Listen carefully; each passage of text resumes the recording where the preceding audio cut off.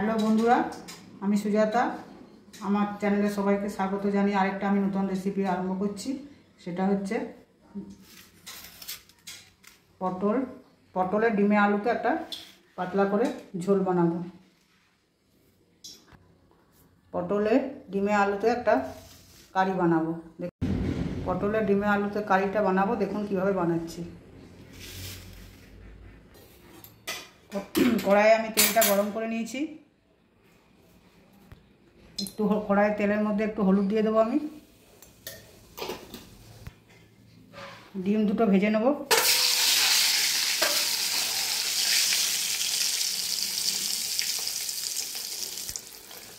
ডিমগুলো আমি আলু আগেই সেদ্ধ করে নিয়েছি। আলুগুলো সেদ্ধ করে নিয়েছি, ভাবলাম যে এই রেসিপিটা আপনাদেরকে বানিয়ে দেখাই। খুব হালকা মশলায় বানাবো।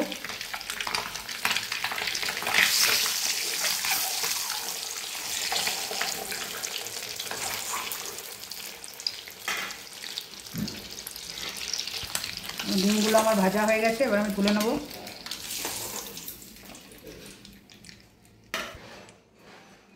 এবারে পটলগুলো দেব।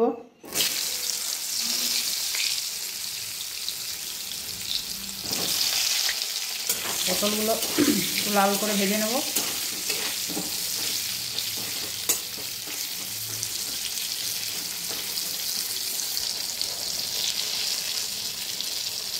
একবার উল্টে নেব।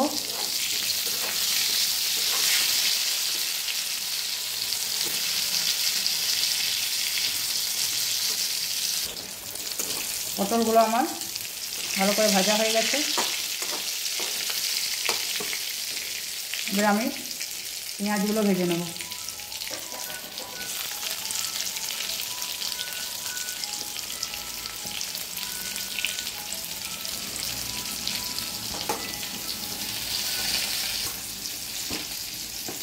কড়াই থেকে পটলগুলো তুলে নেব।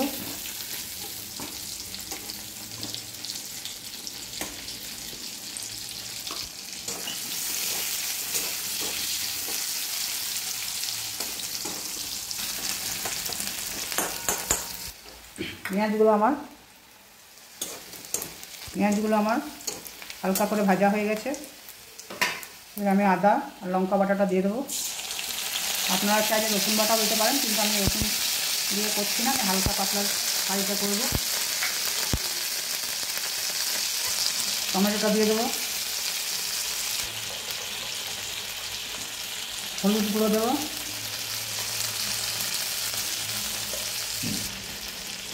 জিরে গুঁড়ো দেবো।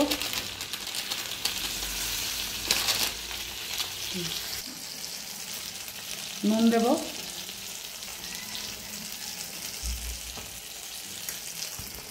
হালকা চিনি দেবো ব্যালেন্সটা ঠিক রাখার জন্য। হালকা একটু জল দিয়ে মশলাটা কষে নেব।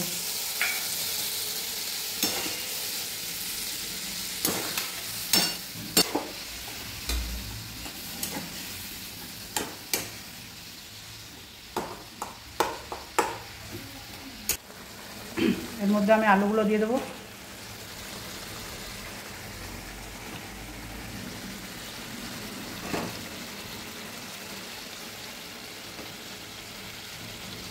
ভেজে রাখা পটলগুলো দিয়ে দেবো।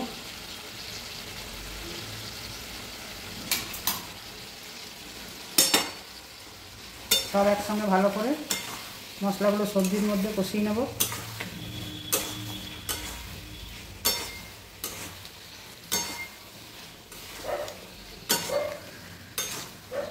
পটলগুলো একদম দেশি পটল বন্ধুরা, একটুও বীজ নেই। নতুন উঠেছে, এখন খেতেও ভালো লাগবে।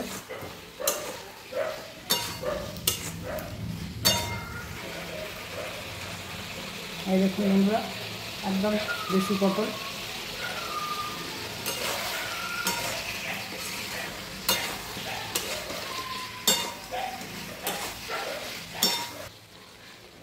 হালকা মিট মশলা দিয়ে দেবো। আপনারা যদি গরম মশলা পছন্দ করেন গরম মশলা দিতে পারেন নামাবার আগে।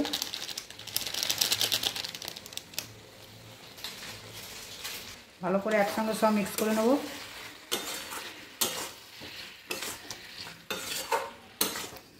খুব সুন্দর একটা গন্ধ বেরিয়ে গেছে মশলা থেকে।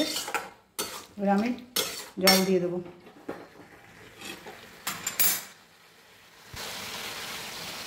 জলটা দিয়ে দেবো।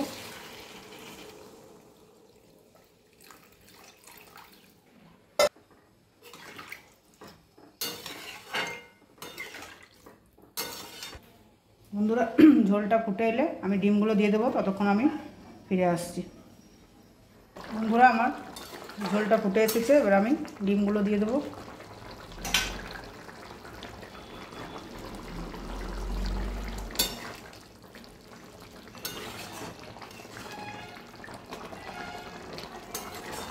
যদি আপনাদের কাছে ধনেপাতা থাকে ধনেপাতা ওপর থেকে দিয়ে দিতে পারেন, আমার কাছে ছিল না বলে আমি দিলাম না।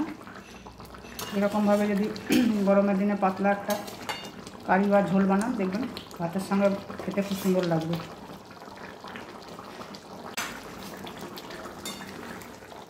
বন্ধুরা যদি ভাত দিয়ে খান তাহলে এরকমভাবেই নামিয়ে নেবেন, আর যদি রুটির সঙ্গে পরোটার সঙ্গে খান তাহলে আর একটু ঝোলটা কমিয়ে নেবেন।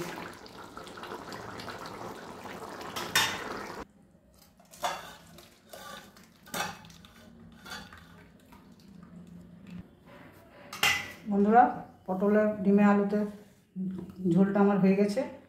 এইভাবে যদি বাড়িতে বানান একবার, দেখুন খেতে খুব সুন্দর লাগবে। গরমের দিনেও বেশ হালকা মশলায় আমি রান্নাটা করেছি। প্লিজ একবার বাড়িতে ট্রাই করুন, আমাকে কমেন্টসে জানান যে কেমন হয়েছে রান্নাটা। যদি ভালো লেগে থাকে তাহলে চ্যানেলটাকে প্লিজ লাইক আর সাবস্ক্রাইব করে আমাকে এগিয়ে নিয়ে যাওয়ার সাহায্য করুন। যারা আমার চ্যানেলকে সাবস্ক্রাইব করেছেন তাদেরকে অসংখ্য ধন্যবাদ, আর যারা এখনও করেননি তাদেরকে অনুরোধ জানাচ্ছি যে চ্যানেলটাকে এগিয়ে নিয়ে যাওয়ার জন্য আমার সঙ্গে সাহায্য করুন, যাতে আমি আরও আপনাদেরকে নিত্য নতুন রেসিপি দেখাতে পারি। ধন্যবাদ।